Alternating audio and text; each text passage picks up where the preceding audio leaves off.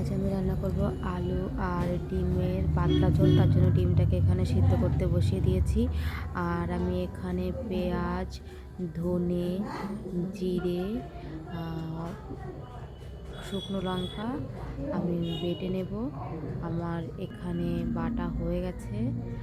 এবার আমি যে আলু আর ডিমটাকে সিদ্ধ করে নিয়েছিলাম সেটা সিদ্ধ হয়ে গেছে। এখানে ভালো করে আমি ছুলে ধুয়ে পরিষ্কার করে রেখেছি। এবার কড়াইতে ডিমটাকে ভাজতে দিয়েছি আমি। এবার ডিমের ভেতর সামান্য হলুদ আর লবণ দিয়ে আমি এখানে একটু লাল লাল করে ভেজে নেব।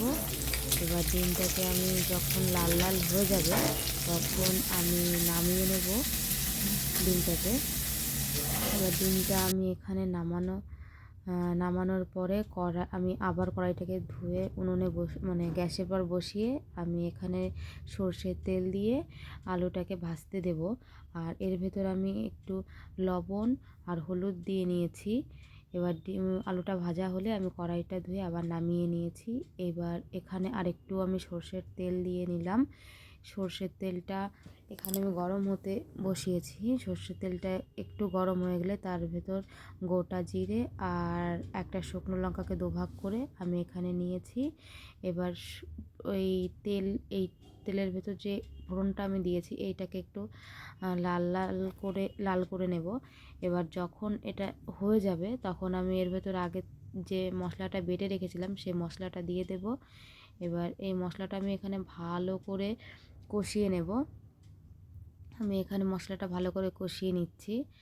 মশলাটা যতক্ষণ কষে তার ভেতর আমি হালকা একটু লবণ দিয়ে দেব আর দিয়ে দেব হলুদ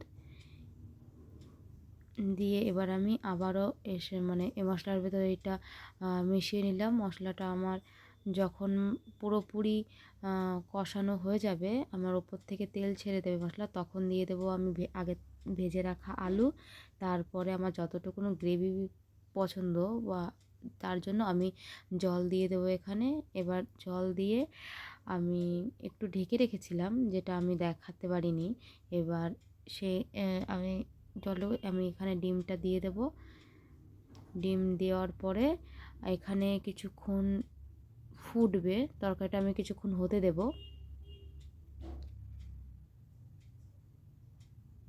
এবার হয়ে গেলে তরকারিটা যখন হয়ে যাবে তখন আমি নামিয়ে নেব।